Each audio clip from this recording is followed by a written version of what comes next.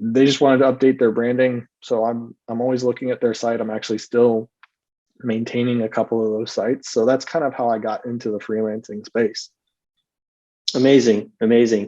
Super cool. You can start with one skill, and that skill can follow you forever, because it's like you're building your roster of your own resume and your own skill set, where if somebody asks you, can you do this, you're like, oh yeah. And then as you start to learn more skills, you can start to upsell and offer more services and just keep them for life. It's really your own personal brand, your own business. I think that's so cool.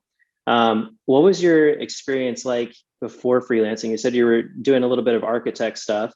What was that like for you? Working for an architect was 55, 60 hours a week. I loved it. I loved every minute. I'm a designer. I'm a creative. It was a cool challenge. Got to work on some really cool projects with a family friend who was an architect in North Carolina.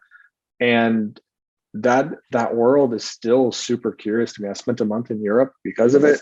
I've got a great appreciation for the, even in the marketing side, if you look at how buildings were made or how towns were made, look at a town in Italy, for instance, and just look at the structure and the layout, or look at Milan or some towns in Spain. Just look at the grids that are laid out. Look at Paris.